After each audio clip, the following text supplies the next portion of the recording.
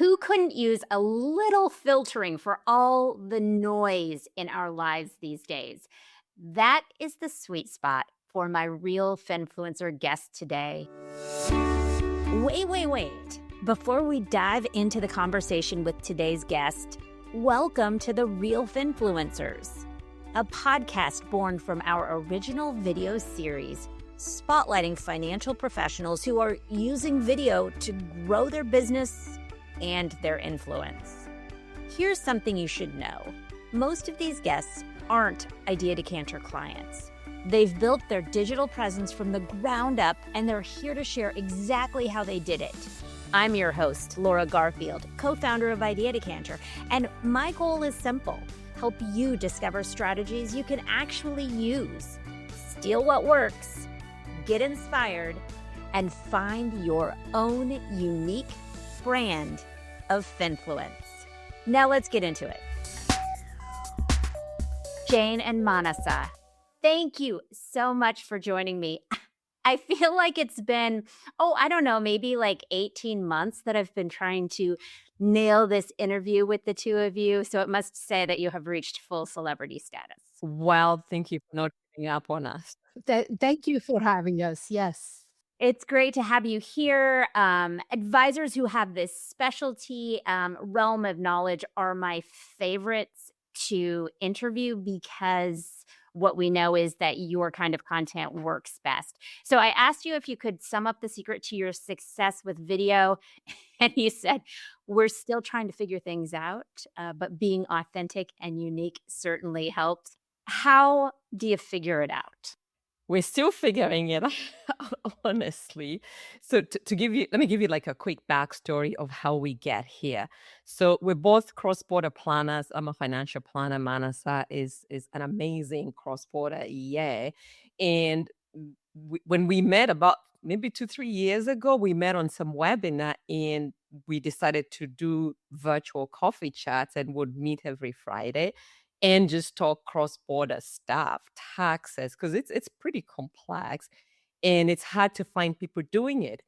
And as part of that conversation with our virtual coffee chats, one day we were like, Manasa, why don't we just record this thing and let other people listen in on our coffee chat? And we did, and hence the International Money Cafe. So we're both sipping our coffees or chais and that kind of thing. And we started putting it out there, and it was not polished at all. We think we're getting better. And we did that for like, I think maybe 8-9 months. Manasa, correct me on this. And somebody said, why don't you put it on YouTube? And that's what we did. Manasa, anything else you want to add to that? Yeah. No, actually, it's been 4 years since yeah. But the podcast kind of, like we would just record on Zoom and we would just keep putting it, just storing it. And then we would look at it and then we would be like, that sounds a bit too raw, And then, so we kind of came up with more things to sort of polish it. And then okay, let's make this official. Let's make a podcast out of it. And the video came up a little later, like Jane said. We weren't comfortable with it at all. So a lot of if you go on YouTube, a lot of our first few ones are just, reshared from the podcast platform. I do love the oldest on a YouTube channel. You have 183 videos, ladies. Look at that. Oh. Yeah. Yeah. You're nearing the 200 video milestone. But yeah, I think that's a great tip for other folks out there who are listening and haven't started. Sometimes it's easier to dive in on the audio front before you do video, right? Yes. Oh, absolutely. And I think part of it is we're now so comfortable talking. We literally even now get together Friday morning, make sure we have our coffees and chais and we talk. And what has happened, and Derek actually kind of mentioned something like this on LinkedIn the other day. The topics we want to talk about, we just find ourselves digging deeper and deeper into them, which is great, but we're just having a conversation. And I think that's probably comes through on like the YouTube videos that we're putting out now. What we have found works best on YouTube is specificity. So really being specific about not just, some sort of cross-border issue or feeling or pain point, but really giving answers to a specific problem. Have you found that you get more traction when you go specific? Yes, definitely. Yeah. Yeah. When actually most of our videos are very specific, to be honest with you.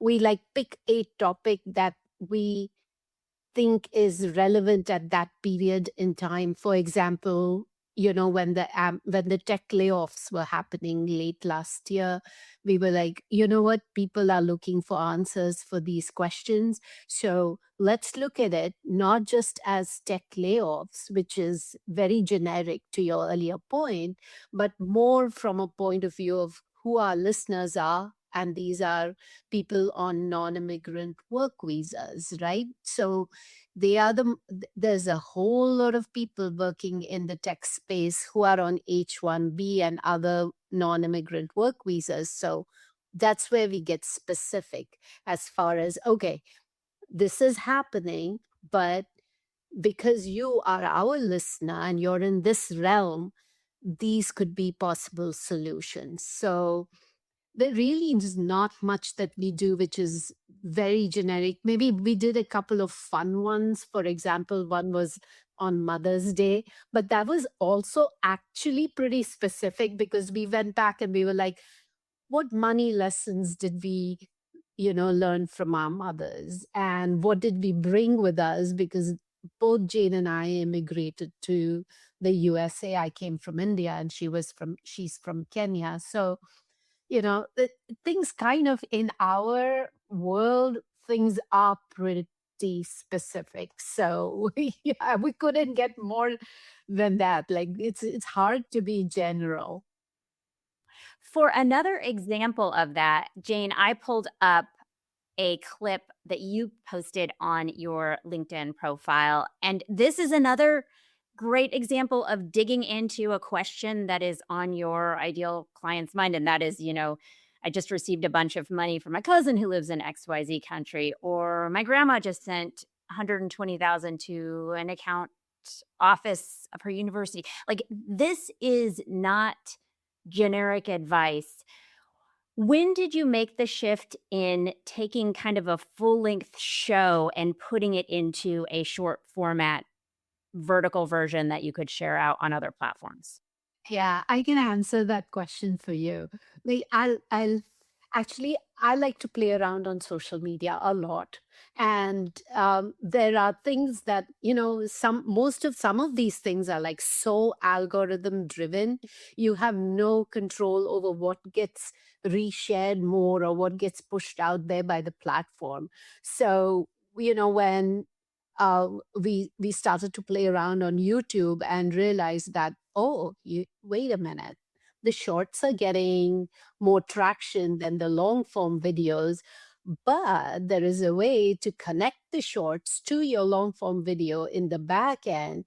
So let's get people to use this as a hook to then get them to come and possibly watch the long form video as well. So it's still, honestly, though, it's still a learning process in the sense like, okay, how does this all work and what gets pushed out more and what doesn't, and how to connect it all together, which is like really we need somebody who would know more about it to kind of help us. But at this point in time, everything that we're doing is kind of sometimes, oh, well, this works, so let's do this. So we started to put those shots out more, and Jane is amazing at LinkedIn. She's got a lot of engagement, and she actually spends time engaging with people, and that's why she has the engagement. So she started to share those shots on her LinkedIn profile. So yeah.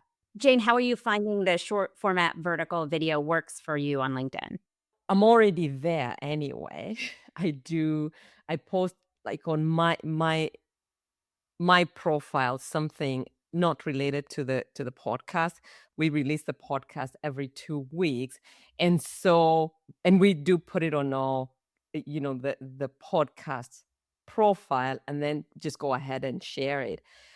It definitely, to Manasa's point, does seem to get shared at least. I mean, does seem to get views and get comments on it. So seems to be working, but I feel like we're always struggling, as you said, with the algorithm. The good thing though is once we've put the shorts together, because some of these issues kind of keep coming up over and over again, we're able to still go back and reuse them. So you will notice a couple of times I'll say, and because somebody just asked me this question again, my cousin one getting sending the money, here's an episode that we did on it, and that does seem to get some engagement. So the plan is to keep sharing them as much as we can, and we keep reminding ourselves, let's make sure we're having some fun with it. So that's what we're doing.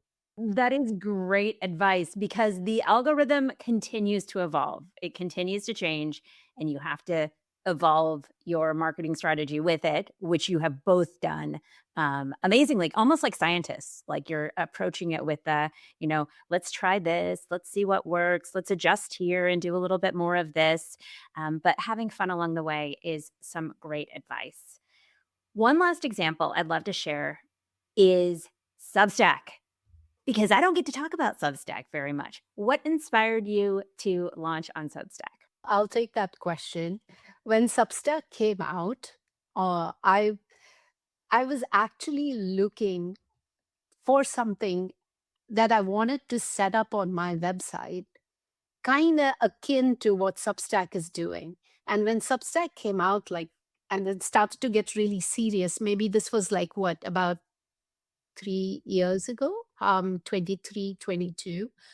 I was like, oh, wait a minute. I don't have to reinvent the wheel. And then I was already blogging. My blogging platform at that point was Blogger. And I was already blogging, and I've been blogging since 2013. And I've got a good traffic going there. So it was like, I would at first just reshare my posts on Substack. And then now I have almost completely moved over to Substack. And what I like about Substack, and now Jane is discovering that as well, is it's really, the people who are on Substack are there to learn. Like they are not there just to browse and move on. It's a very different kind of a platform. So you can put long form content on Substack. And the best thing is, Substack will turn your writings into videos for you. There is a place where you can go and select your material, and it will turn it into a video for you, and it will also turn it into an audio for you. And it's funny, you can pick the voice and the accent that it should read your post out in. I mean, it's amazing. And so all of these things, without you having to do too many, techie things to set it up, I agree to a certain extent. Yes, like now you're dependent on yet another platform for things, but I get that. And I would really like for us to have it all on the imcafe.com, which is the podcast website. But you know what? If I am able to do this and also possibly have people pay for subscriptions and a community and all of that, I mean, the possibilities are endless. So that's the reason why we kind of are moved to, or not moved to, the podcast is also on Substack, whereas like my blog is completely moved to Substack. So we're still playing around with Substack as far as the International Money Cafe goes, because I found that I can link it to YouTube.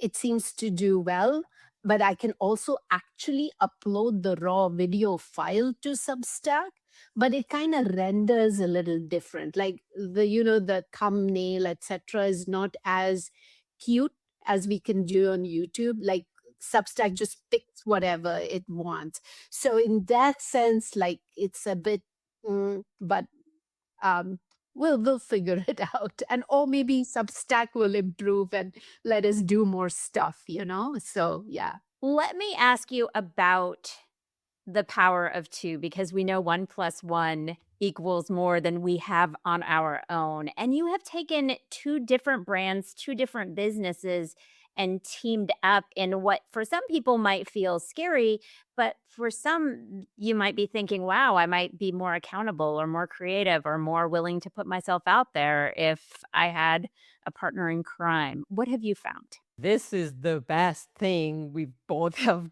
done.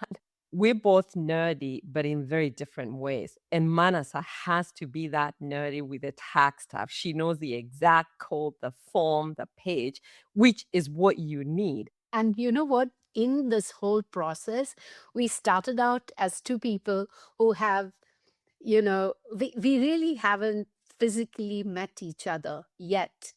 So, this is us talking every week on Zoom. And, we have now gotten to know each other so well. It's just amazing. I don't think I would have carried on like what now at episode 60 something if I was by myself. I don't know. It wouldn't have been this much fun anyway. Well, my last question for you is how do you gauge ROI? You have been at this content creation game for Manasa, it sounds like 13 years at least. It's a serious investment of your time and your creative energy, and hopefully it is fun at the end of the day. But how do you gauge ROI? We do talk about that a lot because we definitely are spending time. Like I said, every Friday morning we get together to do this. And we're always like, are we getting the return? What we've realized, which is really interesting, is one, for example, on LinkedIn, we actually seem to have a lot of advisors and CPAs following us, which is really interesting. It's giving us exposure because we've now gotten invited to a couple podcasts that we may not have been invited before to go on and guest. And it will start like, oh, we noticed you're hosting this, blah, blah, blah, blah, blah. That I feel has been probably one of the best exposures that we've gotten. We've also had people, and sometimes we'll laugh about it. Somebody will call and say, oh yeah, I've been listening to you and Manasa, and you talked about this, and the other.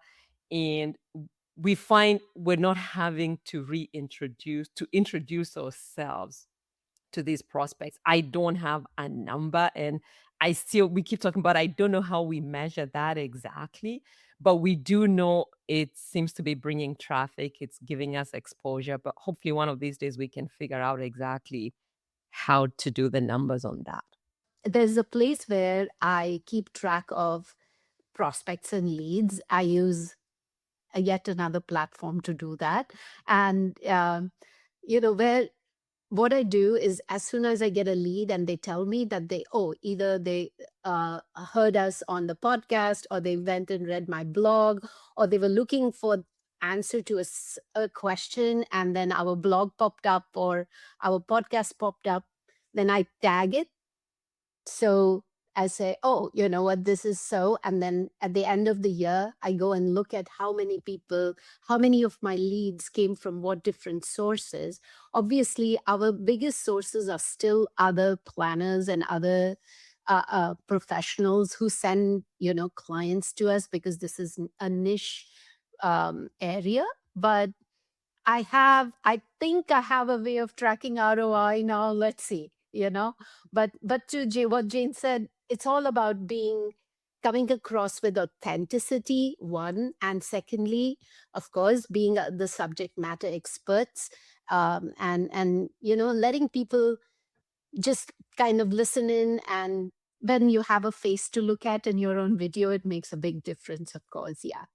I know I said it's hard to track the ROI. Besides other people sending us clients, the way we find prospects is really through our content, our writing. So to me, this is just another part of it because it's the same stuff that we write about, just that you're getting it in a different format. Well, tagging leads as they come through the door is a great system. And having the realization that it is hard because many of us, The research shows that we have 30 touch points with a brand before we take action. So it is hard to, a referral that hears about you from a center of influence, you might have taken 5 more steps to get exposed to you before they actually ever reach out. But having a system in place is a great start for tracking your ROI. Manasa, Jane, thank you so much for joining the show today. Remember, if Manasa and Jane can do it, you can do it too. Absolutely. And if you need some help building authority and growing your practice with video, that's what we do at Idea Decanter. Oh, one more thing. If you're not already part of Idea Decanter's Real Finfluencer community, now is your chance to join us. Head to ideadecanter.com/join, and you'll be in. You'll get early access to advisor video tips, invites to exclusive events, and behind-the-scenes insights that you won't find on Google or even on ChatGPT. Whether you're just video curious or already knee-deep in content creation, this is the place to grow your influence with video. Don't miss out. And thanks so much for listening to The Real Finfluencers.